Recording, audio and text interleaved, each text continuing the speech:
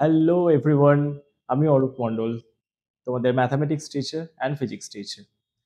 সবার প্রথমে তোমরা যারা জয়েন্ট এন্ট্রান্স স্টুডেন্ট আছো বা যারা রানিং স্টুডেন্ট আছো ভাবছো যে প্রিপারেশনটা নেবে কিভাবে জয়েন্ট এন্ট্রান্স, সেটা বিষয়ে জানার জন্য তোমাদেরকে আরো আগে ভালোভাবে সাবজেক্টগুলো কি কি আছে সেগুলো তোমাদের জানতে হবে। ধরো তুমি একটা কোথাও যাচ্ছ একটা জায়গায়, সেই জায়গায় যেতে গেলে আমাদের একটা প্রপার প্ল্যানিং থাকে, প্রপার একটা গাইডেন্স থাকে। যে মনে করো তোমরা শ্যামবাজার থেকে কলকাতা যাচ্ছ, জায়গাটা হয়তো খুবই ছোট, বাট তোমাদেরকে জাস্ট একটা আমি এক্সাম্পল দিচ্ছি। শ্যামবাজার থেকে কলকাতা তোমরা যদি যাও, তোমরা either তোমরা টোটোও করতে পারো, মেট্রোও করতে পারো, বাসে করেও যেতে পারো। তাহলে আমরা বাড়ি থেকে বেরোনোর আগে যদি একটা প্রপার প্ল্যানিং করে নিই, আমাদের ডেস্টিনেশনটা কোথায় সেটা আমরা প্রপার ওয়েতে আমরা পৌঁছতে পারবো। সেই জন্যই কোনো কিছু শুরু করার আগে যদি আমাদের প্রপার প্ল্যানিং যদি থাকে, তাহলে যেকোনো কিছুই আমরা ইজিলি আমরা সলভ করতে পারি। ঠিক সিমিলারলি এটা তো হচ্ছে একটা জীবনযাত্রা। এটা হচ্ছে আমাদের লাইফের একটা কেরিয়ার পাথ। কেরিয়ার তৈরি করার জন্য আমাদের একটা সঠিক গাইডেন্স দরকার। সেই গাইডেন্সটা আজকে তোমাদেরকে আমি প্রোভাইড করতে চলেছি। সো তোমরা এখানে কি, কি কোর্স পাবে তার সঙ্গে ডিটেইলস এ বলার আগে তার থেকে আমি একটা জিনিস বলে নিই যে এখানে তোমরা যে জয়েন্ট এন্ট্রান্স যে এক্সাম গুলো দেবে, কি, কি সিলেবাস আছে, কি, কি সাবজেক্ট আছে, এজ ক্রাইটেরিয়া কি, কি আছে। সবথেকে বড় ব্যাপার, তোমরা যারা পরীক্ষা দিচ্ছ, যারা বিগিনার, তারা কিভাবে শুরু করবে? প্রিপারেশনটা কিভাবে নেবে? ফিজিক্স, কেমিস্ট্রি, ম্যাথস, বায়োলজি তার সাথে আরো সাবজেক্ট গুলো আছে। সেগুলোকে প্যারালালি চালানোর সাথে, সাথে তোমাদের জয়েন্টের আলাদা করে পড়াশোনাটা তোমরা কিভাবে সময় দেবে নিজেদেরকে, সেই জন্যই আমরা বিস্তারিত আলোচনায় আসবো। প্রথমে আসি, এখানে ৪ টে সাবজেক্ট থাকে, ২ টো ক্যাটেগরি থাকে। ফার্স্ট হচ্ছে একটা ইঞ্জিনিয়ারিং, একটা হচ্ছে মেডিকেল। যারা মেডিকেল দেবে তাদের জন্য হচ্ছে ফিজিক্স, কেমিস্ট্রি, বায়োলজি ৩ টে সাবজেক্ট। আর যারা ইঞ্জিনিয়ারিং দেবে তাদের জন্য হচ্ছে ৩ টে subject, physics, chemistry and mathematics. এখানে একটা জিনিস বলে রাখি, কেমিস্ট্রি আর কেমিস্ট্রি আর তোমার ফিজিক্স এই দুটো হচ্ছে কমন সাবজেক্ট। যারা দুটোই দিতে চাইছো তাদের ক্ষেত্রে ইজি হবে, একটু বার্ডেন হয়ে যেতে পারে যদি বায়োলজি আর ম্যাথসটা যদি একসাথে নাও। যাই হোক, সেটা তোমরা ডিসাইড করবে যে তোমরা ডক্টর হতে চাও নাকি তোমরা ইঞ্জিনিয়ার হতে চাও। এবার চলে আসি নেক্সট। ইঞ্জিনিয়ারিং পরীক্ষায় বসতে গেলে তোমাদেরকে কি, কি করতে হবে? ফিজিক্স, কেমিস্ট্রি আর ম্যাথামেটিক্স এই ৩ টে সাবজেক্টের উপর জোর দিতে হবে। এবার আমি চলে আসি যে ম্যাথসের কি, কি সিলেবাস আছে, ফিজিক্সের কি, কি সিলেবাস আছে, কেমিস্ট্রির কি, কি সিলেবাস আছে। আমি তোমাদেরকে ম্যাথস আর ফিজিক্স এই টোটাল যে জার্নিটা প্রপার ভাবে আমি গাইড করব।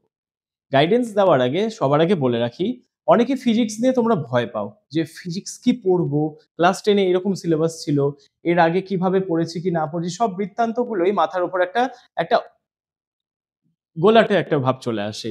এই যাতে প্রবলেম যাতে না হয়, কোনো যাতে কনফিউশন না হয়, তার জন্য আমরা প্রথমে স্টার্ট করব আজকে আমরা ফিজিক্স আর ম্যাথামেটিক্স নিয়ে। কেমিস্ট্রিটা অলমোস্ট এটা একটা খুব ভালো সাবজেক্ট। অলমোস্ট বলব না, খুবই ভালো সাবজেক্ট। কারণ ৩ টে সাবজেক্টই যদি আমরা ইকুয়ালিটি প্রায়োরিটি না দিই, তাহলে না ইঞ্জিনিয়ারিং, না মেডিকেল কোনটাই আমরা ক্র্যাক করতে পারব না। তার জন্যই আমাদের ৩ টে সাবজেক্টকে ইকুয়ালি আমাদেরকে প্রায়োরিটি দিতে হবে। কিন্তু যারা ইঞ্জিনিয়ার হতে চাইছো তাদের জন্য ম্যাথস অ্যান্ড ফিজিক্স এই দুটোর বেস প্রচন্ডভাবে স্ট্রং করতে হবে। তার জন্য শুরু করছি এবার আমাদের প্রথম রাউন্ড, যেটা হচ্ছে ম্যাথামেটিক্স, যেখানে আমরা জানবো ম্যাথামেটিক্স এর সিলেবাস, ম্যাথস এর কি, কি কি, কি কনসেপ্ট আছে, কি, কি সিলেবাস আছে আর ম্যাথস এর কনটেন্টস গুলো কি। আমরা 11-12 ক্লাসে যা, যা দেখেছি যে আমরা নরমাল গতানুগতিকভাবে শিখেছি। কিন্তু আমরা এখানে শিখবো আরো নতুন কিছু। কারণ আমাদের ওখানে তো শিখেছি সাবজেক্টিভ মেথড। মানে একটা ৩ ঘন্টার পরীক্ষার মধ্যে আমাদেরকে লিখতে হতো। বাট এখানে আমাদেরকে শুধু লিখলে হবে না। আমাদেরকে ক্যালকুলেশন স্পিডটাকে বাড়াতে হবে। কিভাবে আমরা কম সময়ের মধ্যে খুব তাড়াতাড়ি উত্তর করতে পারবো, সেই বিষয়ে আমাদেরকে ফোকাস রাখতে হবে। তো চলো শুরু করা যাক। ৩ টে সাবজেক্টের কথা বললাম, ফিজিক্স, কেমিস্ট্রি অ্যান্ড ম্যাথামেটিক্স।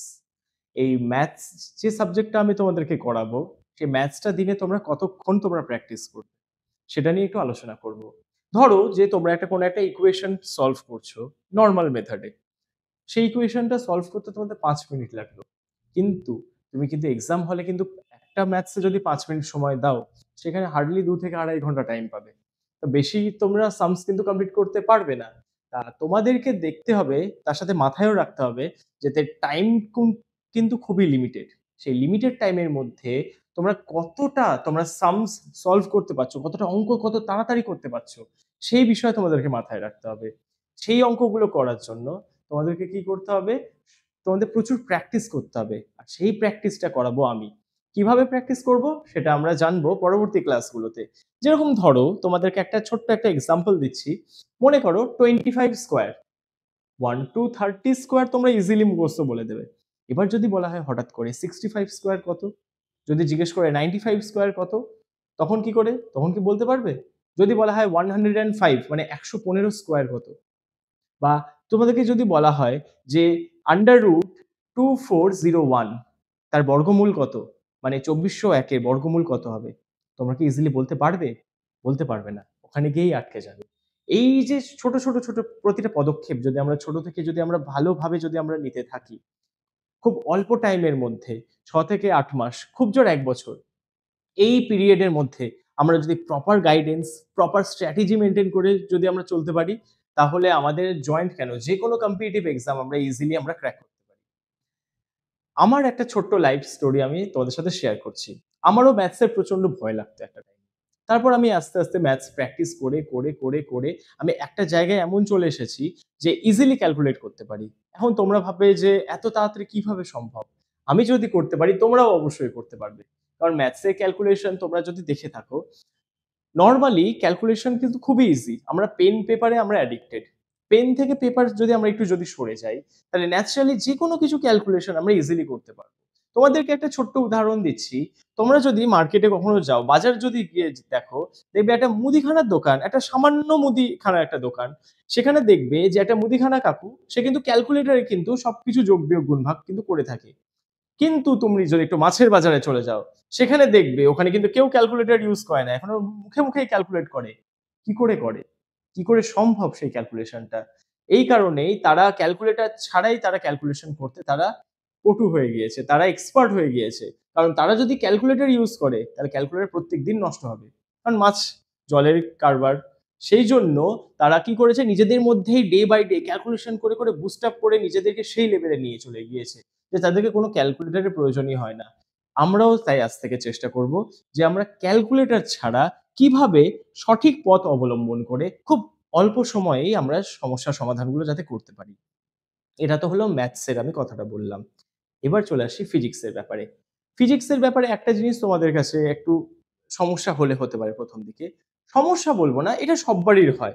যারা বিগিনার, যারা দিতে চলেছে, যারা রিপিটার, যারা অলরেডি দিয়েছে তারা সবাই জানে। কিন্তু যারা তোমরা ১ম এ শুরু করতে চাইছো, তাদের জন্য বলে রাখি, যখন তোমরা পড়াশোনাটা শুরু করবে, সেই কনসেপ্ট গুলো ভালোভাবে ক্লিয়ার করবে। আর এই কনসেপ্ট গুলো ক্লিয়ার করার জন্য তোমাদেরকে ভালো করে টেক্সট বুকটা ফলো করতে হবে। আর এই ক্লাসটা ভালো করে তোমাদেরকে রেগুলারলি অ্যাটেন্ড করতে হবে। যত বেশি ক্লাস অ্যাটেন্ড করবে, তত বেশি তোমাদের কনসেপ্ট ক্লিয়ার হবে। আর কনসেপ্ট যত বেশি ক্লিয়ার হবে, খুব তাড়াতাড়ি তোমরা অল্প সময়ের মধ্যেই অনেক কটা অঙ্ক তোমরা তাড়াতাড়ি ক্লিয়ার করতে পারবে। এবার চলে আসি কি কনসেপ্ট তোমরা করবে। নরমালি দেখো নিউটনস 3rd ল চলে আসি বা 2nd ল বা ল অফ মোশন, ন্যাচারালি বা আর অন্যান্য যেগুলো কনসেপ্ট গুলো আছে, এগুলো হচ্ছে বেসিক কনসেপ্ট। এর উপর বেস করেই বাকি ফিজিক্সের সব থিওরেম, সব চ্যাপ্টার্স গুলো এর উপর দাঁড়িয়ে আছে। শুধু নিউটন ল অফ মোশন নয়, যদি আমরা হাইড্রোলজি চলে আসি, এলাস্টিসিটি চলে আসি, এবার যদি পুরো সিলেবাসটা যদি আমরা ওয়ান বাই ওয়ান ডিসকাশন করি, তাহলে আমরা বুঝতে পারবো যে কিভাবে যে একটা চ্যাপ্টার খুব অল্প সময়ে সঠিক পথ অবলম্বন করে, সঠিক স্ট্র্যাটেজি যদি আমরা মেইনটেইন করি, তাহলে খুব কম সময়ের মধ্যেই আমরা যেকোনো কম্পিটিটিভ লেভেলে এক্সাম আমরা ক্র্যাক করতে পারি। কিছুক্ষণ আগেই বললাম যে ম্যাথসের যে সমস্যা যেগুলো আসবে, সেগুলো সমাধান করতে গেলে আমাদের সঠিক পথ অবলম্বন করতে হবে। প্রপার স্ট্র্যাটেজি আর গাইডেন্স পেলে আমরা যেকোনো ধরনের সমস্যার সমাধান আমরা উত্তীর্ণ হয়ে যেতে পারি। এখানেও দেখব ম্যাথস আমরা কিভাবে আমরা সলভ করি। ম্যাথসের ক্ষেত্রেই আসি। নরমালি তোমরা যদি দেখো y = mx + c, এটা হচ্ছে নরমাল একটা ইকুয়েশন। এটা হচ্ছে স্লোপ ইন্টারসেপ্ট মেথড। এই সামটা যদি আমরা দেখি গ্রাফিক্যাল রিপ্রেজেন্টেশন, এটা হচ্ছে এটা ইন্টারসেক্টিং পয়েন্টস y তে আর এটা x কে কাট করছে। y তে কততে কাট করলো? 0, c পয়েন্টে। আর x কে কাট করলো -c, 0 পয়েন্টে। এবার তোমরা তো ভাবতেই পারো যে এই সামগুলো তো খুবই ইজি। তাহলে এটা এইভাবে কেন করা হচ্ছে? অন্যভাবে যদি আমরা দেখি, এগুলো সামগুলো যখন আমরা করছি ইজি ওয়েতে করলাম, পরে যদি তোমাদেরকে বলে যে নাম্বার অফ সলিউশন যদি বের করতে দেয়, অর্থাৎ সমাধান সংখ্যা যদি বের করতে দেয়, তখন কিভাবে করবে? যদি বের করতে দেয় নাম্বার অফ সলিউশন, তখন কি করে করবে? নাম্বার অফ সলিউশন বা সমাধান সংখ্যা নির্ণয় করো। তখন কিভাবে করবে? একটা এক্সাম্পল দিচ্ছি। y equals to log x, y equals to x, এরকম একটা ইকুয়েশন দুটো দেওয়া আছে। তাহলে সমাধান কত হবে? ইংলিশে যদি লিখে দিই, if log x equals to x, then find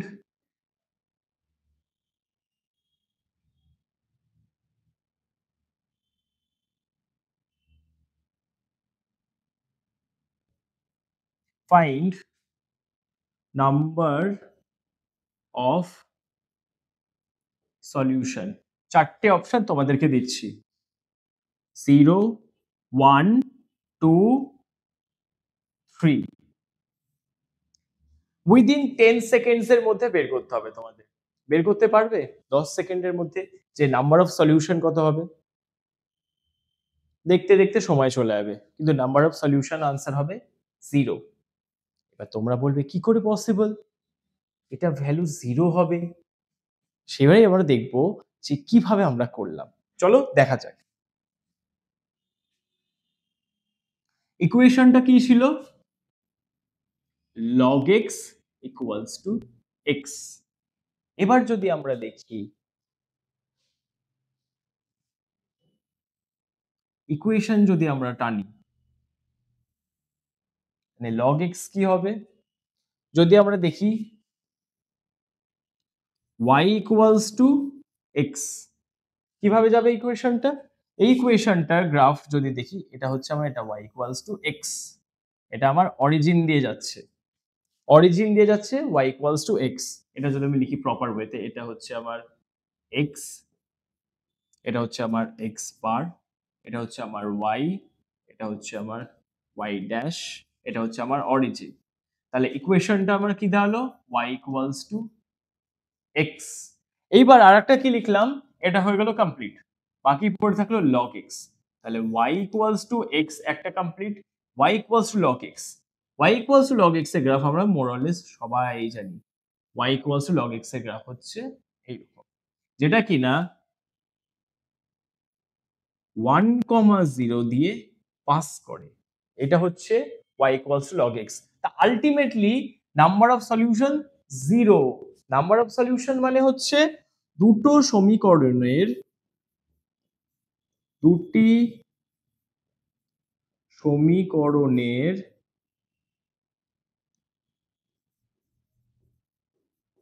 ছেদবিন্দু নির্ণয়, অর্থাৎ the point of intersection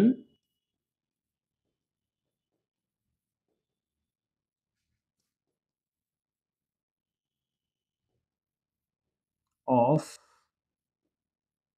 two given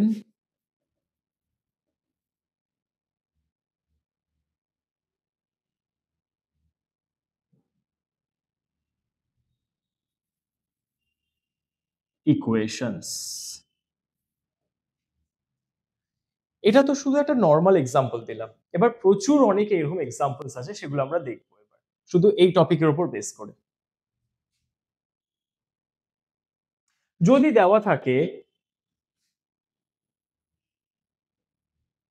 sign mod x, না সাইন মড এক্স দেবো না, অন্য একটা ইকুয়েশন দিই। দেওয়া আছে mod sin x equals to x square. বলো তো নাম্বার অফ সলিউশন কটা হবে বা সমাধান সংখ্যা কটা হবে? যদি আমরা এই গ্রাফটা যদি ড্র করতে পারি তাহলে আমরা সমাধান সংখ্যা আমরা ইজিলি বের করতে পারবো। তার জন্য আমাদেরকে প্রপার গ্রাফ ট্রেসিং গুলো আমাদেরকে শিখতে হবে। এটা x, এটা x ড্যাশ, এটা y, এটা y ড্যাশ। এটা হচ্ছে আমার অরিজিন। তাহলে sin x এর গ্রাফ আমরা কি জানি? sin x এর গ্রাফ হচ্ছে এটা নরমাল। এটা হচ্ছে আমার sin x এর গ্রাফ। আমরা সবাই জানি এটা sin x এর গ্রাফ। বাট এটা তো sin x ধরলে তো হবে না। আমার দেওয়া আছে sin mod x। তখন সেটা আমরা কি করে করব? তখন যদি আমরা দেখতে যাই তাকে গ্রাফটাকে একটু চেঞ্জ করে দিতে হবে। আমাকে জানতে হবে মডের ডেফিনিশনটা কি? মডের ডেফিনিশন হচ্ছে শুধু absolute value. That means only নিউমেরিক্যালসটা আমাদের নেয়।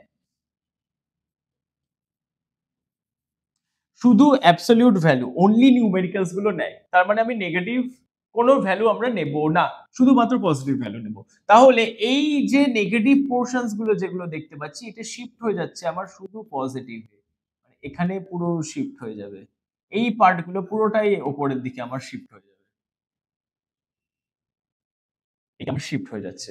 তাহলে গ্রাফটাকে যদি আমরা ড্র করি তাহলে আমরা দেখতে পাবো গ্রাফটাকে যদি আমরা ভালোভাবে প্লট করি তাহলে দেখো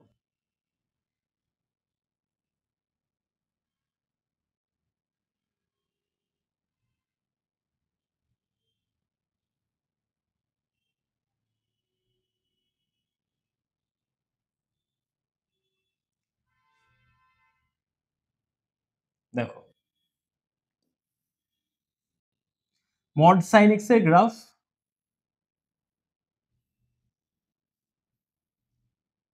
চলতে থাকবে, এইদিকেও সিমিলারলি চলতে থাকবে। This is mod sine x এর গ্রাফ। এবার এক্স স্কোয়ার, এক্স স্কোয়ার কিরকম? এক্স স্কোয়ার হয় এইরকম।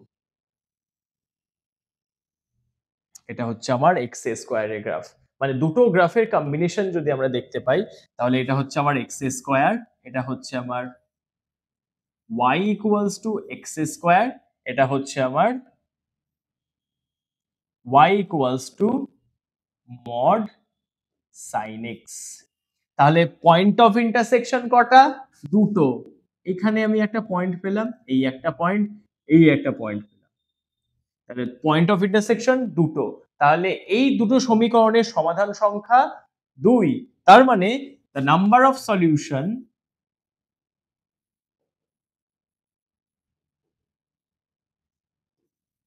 Of the given equations equals to 2। 2 হচ্ছে নাম্বার অফ সলিউশন বা সমাধান সংখ্যা। এই দুটো সমীকরণ, সমীকরণ না, এটা একটা আলাদা ধরনের সমীকরণ, এটা একটা সমীকরণ। এই দুজনকে যদি আমরা সলভ করি তাহলে তার নাম্বার অফ সলিউশন আমার 2 বেরোচ্ছে।